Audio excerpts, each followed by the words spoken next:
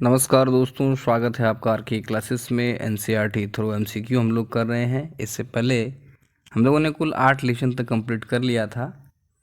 ये हमारा 9वां लेसन है जिसका नाम है खुशहाल गांव एवं समृद्ध शहर। तो इसमें जिस तरह के प्रश्न पूछे जाते हैं वो अब हमारे ध्यान में रहना आवश्यक है, क्योंकि अगर आप अध्यक्ष महोदय का इंटरव्यू देखें हालिया, तो एक ही बात कहते नज़र आते हैं कि उनका काम है आपको कंफ्यूज करना। तो अब आप इस बात से भली भांति होंगे, वाकिफ़ होंगे कि स्पीडी लूसेंट का ज़माना जो है अब चला गया है। तो एनसीईआरटी पर अपनी पकड़ बनाना आवश्यक है। तो चलिए शुरू करते हैं। शुरू करने से पहले यदि आप इस चैनल पर नए हैं तो चैनल को ज़रूर सब्सक्राइब कर लें, पास वाले बेल आइकन को दबाएं। अल्टरनेट डेज में हम लोग एनसीईआरटी और फिर जो निबंध का जो टॉपिक चल रहा है उसको भी कंप्लीट करते चलेंगे। पहला प्रश्न देखिए क्या कहता है कि लगभग 2500 वर्ष पूर्व कृषि के विकास की प्रक्रिया में महत्वपूर्ण कदम उठाए गए। निम्नलिखित में कौन सा उपाय या उन उपायों में सम्मिलित है? ऑप्शन देखिए क्या क्या है आपका। हल के फाल के लिए लोहे का प्रयोग, धान की रोपाई, सिंचाई के उपाय। ऑप्शन यहाँ आप देख सकते हैं, इसी तरह से आपको एग्ज़ाम में देखने के लिए मिलेगा। केवल एक 3, दोनों 3 या सभी। सही जवाब है 1, 2, 3 सभी। कहता है लगभग 2500 वर्ष पूर्व कृषि उत्पादन बढ़ाने के लिए महत्वपूर्ण कदम उठाए गए, क्योंकि समृद्ध गांवों के बिना राजाओं तथा उनके राज्य का बने रहना मुश्किल था। इसी क्रम में कृषि के विकास में लोहे के फाल का प्रयोग किया गया। धान की रोपाई कुछ नए तरीके से किए गए जो बहुत कारगर भी साबित हुए। उसी तरह सिंचाई भी काफ़ी उपयोगी साबित हुई। इस समय सिंचाई के लिए नहरें, कुएं, तालाब तथा कृत्रिम जलाशय बनाए गए। तो ध्यान रखना है, तीनों जो है सही है। क्वेश्चन नंबर 2 देखिए क्या है। सूची 1 को सूची 2 से सम्मिलित कीजिए और सूचियों के नीचे दिए गए कूटों का प्रयोग करके सही उत्तर चुनना है। बड़े भूस्वामी, हलवाहे, भूमिहीन मजदूर या दास प्रधान व्यक्ति। इनके नामों की बात करें तो देखिए ग्राम भोजक, कडेसियार या अधिमई, उनवार, वेल्लाल, ये इन्हें हमें मैच करना है। देखते हैं क्या कहता है। भारतीय उपमहाद्वीप के दक्षिण तथा उत्तरी हिस्से के अधिकांश गांवों में कम से कम 3 तरह के लोग रहते थे। ध्यान रखिएगा, जिसमें तमिल क्षेत्र में भूस्वामियों को वेल्लाल कहते थे। ध्यान रखना है, तमिल क्षेत्र में भूस्वामियों को क्या कहा जाता था? वेल्लाल। साधारण हलवाहों को उनवार, भूमिहीन मजदूर और दास कडेसियार और अधिमई कहलाते थे। देश के उत्तरी हिस्से में गांव का प्रधान व्यक्ति भोजक कहलाता था। बहुत अच्छा सवाल है, बहुत टाइट सवाल है, ध्यान रखना है। भूस्वामी को वेल्लाल, जो हलवाहे होते थे उसे उनवार, भूमिहीन मजदूर को कडेसियार और अधिमई कहते थे। उत्तरी हिस्से में जो गांव का प्रधान होता था उसे भोजक कहा जाता था। ध्यान रखिएगा।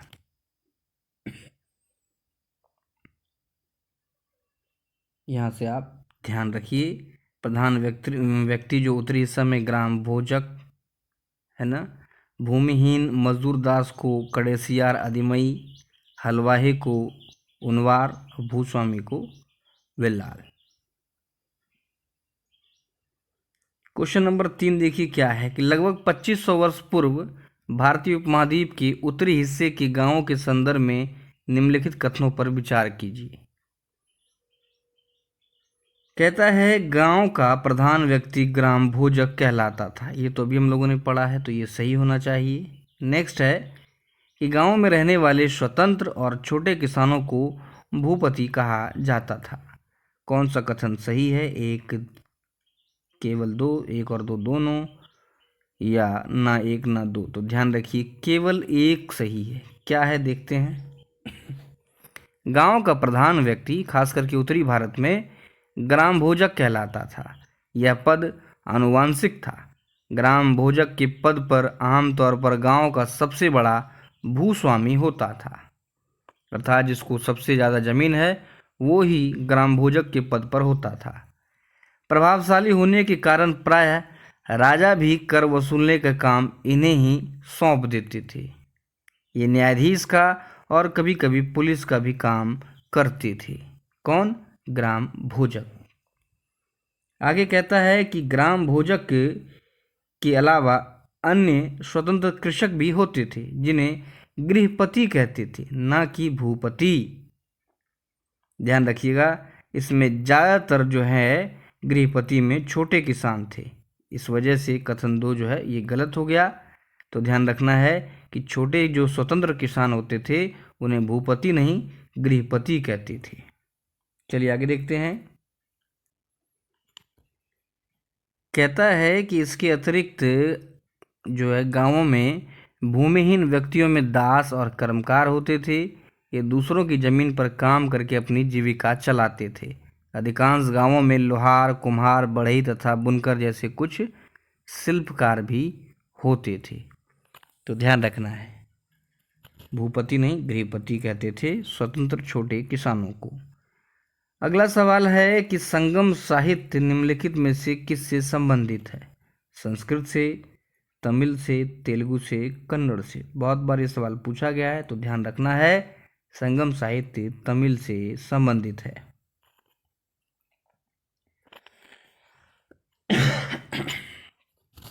कहता है कि तमिल की प्राचीनतम रचनाओं को संगम साहित्य कहते हैं। इसकी रचना लगभग 2300 वर्ष पूर्व की गई थी। इन्हें संगम इसलिए कहा जाता है क्योंकि मदुरई की कवियों के सम्मेलन में इनका संकलन किया जाता था, इसलिए इसका नाम पड़ गया संगम, और इसे संगम साहित्य भी कहते हैं। तो यह जो है अपना तमिल से संबंधित है। नेक्स्ट क्वेश्चन देखिए क्या है। भरूच बंदरगाह से होने वाले आयात निर्यात के संदर्भ में निम्नलिखित कथनों पर विचार करना है। क्या कथन है? यहाँ शराब, तांबा, टीन, सीसा, मूंगा, पुखराज, कपड़े, सोने और चांदी के सिक्कों तथा हाथी दांत का आयात होता था। बात कर रहा है भरूच बंदरगाह के बारे में। आगे कहता है कि हिमालय की जड़ी बूटियाँ, कार्नेलियन, सूती कपड़ा, रेशम तथा इत्र यहाँ से निर्यात किए जाते थे। कह रहा है उपयुक्त में से कौन सा कथन सही है? केवल एक, केवल दो, एक और दो दोनों, ना ही एक ना ही दो। तो ध्यान रखिए केवल 2 जो है ये सही है। क्या कहता है? एक अज्ञात यूनानी नाविक द्वारा बेरीगाजा पतन का विवरण दिया गया है। बेरीगाजा भरूच का यूनानी नाम है। ध्यान रखिएगा, सवाल पूछ सकता है। बेरीगाजा भरूच बंदरगाह का यूनानी नाम है। कहता है यहाँ आयातित वस्तुओं में हाथी दांत शामिल नहीं है। हाथी दांत भारत से निर्यात किया जाता था। अन्य उपर्युक्त दी गई सभी जानकारियां सही हैं।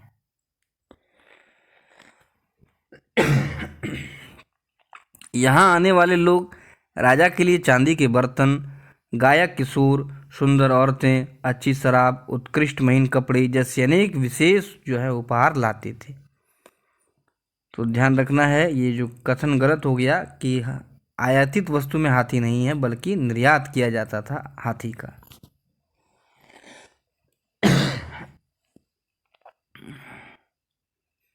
नेक्स्ट क्वेश्चन देखिए क्या है कि विनिमय के साधन के संदर्भ में निम्नलिखित कथनों पर विचार कीजिए। आहत सिक्के सबसे पुराने सिक्के थे जो टीन के बने होते थे। आगे कहता है कि विनिमय के लिए सिक्के के अलावा वस्तुओं का भी प्रयोग जो है ये संगम काल में होता था। कौन सा कथन सही है? बी, केवल 2 सही है। क्यों? देखते हैं। सबसे पुराने सिक्के आहत सिक्के थे, बिल्कुल सही है, जो लगभग 500 वर्ष चलन में रहे। चांदी या सोने पर विभिन्न आकृति को आहत कर बनाए जाने के कारण इन्हें आहत सिक्का कहा जाता था, जबकि हमें ऑप्शन में टीन मिला था। तो ध्यान रखिएगा आहत सिक्का चांदी या सोना का बना होता था, ना कि टीन का, इसलिए कथन एक गलत हो गया।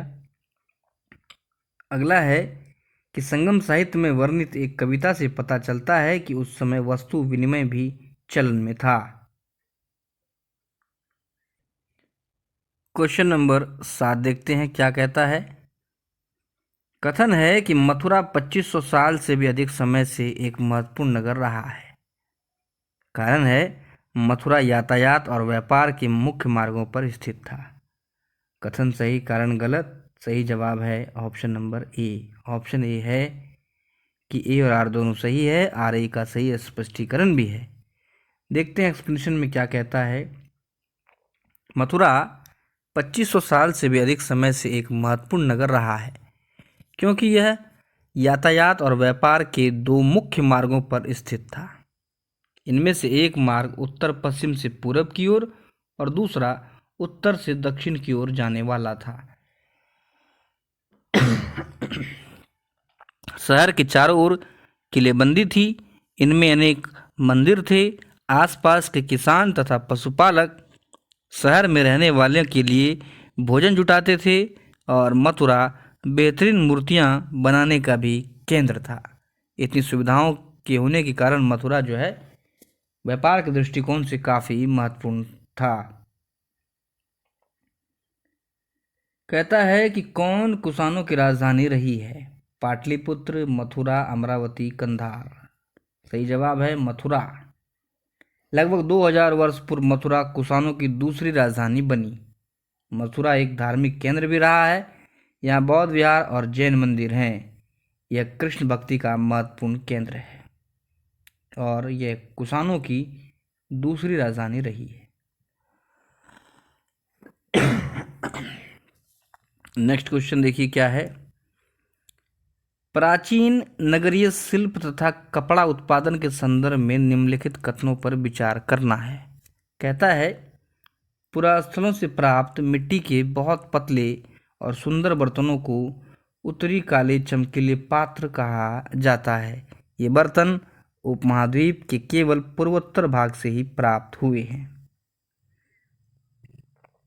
और अगला है कि उत्तर में वाराणसी और दक्षिण में मदुरै कपड़ा उत्पादन का प्रसिद्ध केंद्र था। दो कथन दिया हुआ है हमें। पहला कथन है कि उत्तरी काले चमकीले पात्र जो बहुत पतले और सुंदर बर्तनों को ये कहते थे और ये केवल कहता है पूर्वोत्तर भाग से मिला है। दूसरा कथन है कि वाराणसी उत्तर में और दक्षिण में मदुरै जो है कपड़ा के लिए फेमस था। कौन सा सही है देखते हैं। केवल दो सही है। देखिए कहता है नगरीय पुरास्थलों से बहुत पतले और सुंदर बर्तन प्राप्त हुए हैं जिन्हें उत्तरी काले चमकीले पात्र कहा जाता था। चमकीले पात्र। और यहाँ दिया हुआ है हाँ, क्योंकि ये ज़्यादातर उपमहाद्वीप के उत्तरी भाग में मिले हैं। कथन में था कि पूर्वोत्तर भाग से मिले हैं, इसलिए ये गलत हो गया, ध्यान रखिएगा। आगे कहता है ये प्रायः काले रंग के होते हैं और इनमें एक खास चमक होती है, इसलिए इन्हें उत्तरी काले चमकीले पात्र कहा जाता है। ये पूर्वोत्तर भाग से नहीं बल्कि उत्तरी भाग से मिला है। आगे कहता है कि उत्तर में वाराणसी और दक्षिण में मदुरै कपड़ा उत्पादन के लिए प्रसिद्ध केंद्र था जहाँ स्त्री व पुरुष दोनों काम करते थे। क्वेश्चन नंबर 10 देखिए क्या कहता है कि प्राचीन नगरों में श्रेणियों के संदर्भ में निम्नलिखित कथनों पर विचार कीजिए। कहता है श्रेणी संयुक्त रूप से शिल्पकारों और व्यापारियों का एक संघ होता था। अगला है कि ये श्रेणियां बैंकों के रूप में काम करती थी जहां लोग पैसा जमा करते थे। तो श्रेणी के बारे में कौन सा कथन सही है। तो ध्यान रखिए केवल दो सही है। प्राचीन नगर में शिल्पकार और व्यापारी अपने अपने संघ बनाने लगे थे जिन्हें श्रेणी कहते थे। ये संयुक्त नहीं बल्कि अलग अलग थे। ठीक है। शिल्पकारों की श्रेणियों का काम प्रशिक्षण देना, कच्चा माल उपलब्ध कराना तथा तैयार माल का वितरण करना था, जबकि व्यापारियों की जो श्रेणियां थी ये व्यापार का संचालन करती थी। आगे कहता है कि श्रेणियां बैंकों के रूप में काम करती थी जहां लोग पैसा जमा रखते थे। इस धन का निवेश लाभ के लिए किया जाता था, उससे मिले लाभ का कुछ हिस्सा जमा करने वालों को लौटा दिया जाता था या फिर मठ आदि धार्मिक संस्थानों को दे दिया जाता था। नेक्स्ट है कि अरिकामेडु नामक प्राचीन पतन कहाँ स्थित है? अरिकामेडु, तो ध्यान रखिए ये है पुडुचेरी में। अरिकामेडु पुडुचेरी में अवस्थित है। लगभग 2200 से 1900 साल पहले अरिकामेडु एक पतन था। यहाँ ईंटों से बना एक ढांचा मिला है जो संभवतः गोदाम रहा हो। कहता है यह भूमध्य सागरीय क्षेत्र के एम्फोरा जैसे पात्र मिले हैं। इनमें शराब या तेल जैसे तरल पदार्थ रखे जा सकते थे। इनमें दोनों तरफ पकड़ने के लिए हत्था भी लगा था। तो ध्यान रखिएगा, एम्फोरा पात्र कहाँ से मिला है? अरिकामेडु से।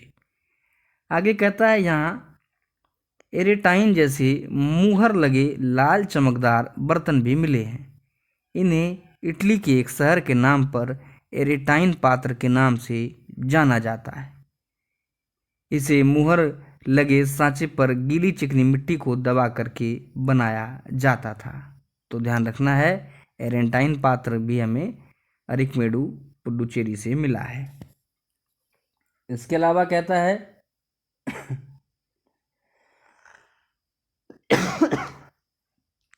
कुछ ऐसे बर्तन भी मिले हैं जिनका डिजाइन तो रोम का था किंतु यहीं बनाए जाते थे।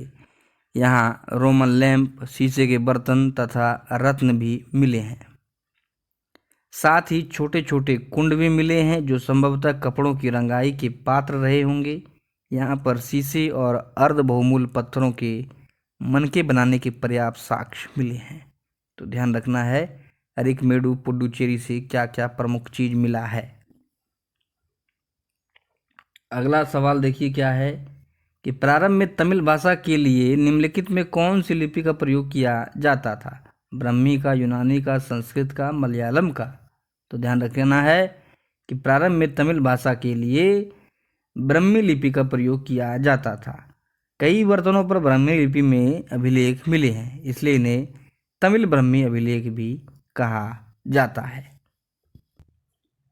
अगला प्रश्न है कि दक्षिण भारत में स्थित अरिकामेडु का रोमन नाम निम्नलिखित में कौन सा था? अरिकामेडु का पोडुका, बेरिगाजा, मुसुलिपट्टनम, मुजिरिम? तो ध्यान रखना है, अरिकामेडु का जो रोमन नाम था ये था पोडुका।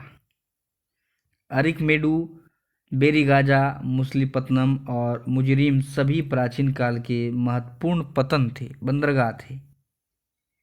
व्यापार के संदर्भ में दक्षिण भारत के पतन काली मिर्च तथा अन्य मसालों के निर्यात की दृष्टि से महत्वपूर्ण थे। तो ध्यान रखना है, अरिकामेडु का रोमन नाम पोडुका था। नेक्स्ट क्वेश्चन देखिए क्या है। निम्नलिखित में कौन सा भारत में आए विदेशी आक्रमणकारियों का सही क्रम है? हिंद, यवन, कुषाण, शक, हिंद, पार्थियन? देखिए क्या कहता है कि मौर्यों के बाद अनेक विदेशी शासक हुए जिसमें हिंद, यवन पहले तथा शक दूसरे थे। शकों के बाद हिंद, पार्थियन या पल्लव और उसके बाद कुषाण का शासन स्थापित हुआ। इम्पोर्टेंट सवाल है, कई बार एग्जाम में पूछा गया है। इस तरह से ये अध्याय खत्म हो गया। अगला जो अध्याय होगा 10वां, यह व्यापारी, राजा और तीर्थयात्री, इसके बारे में अगले क्लास में अध्ययन करेंगे। वीडियो अच्छा लगा तो लाइक और शेयर जरूर करें। मिलते हैं अगले लेक्चर में, तब तक के लिए।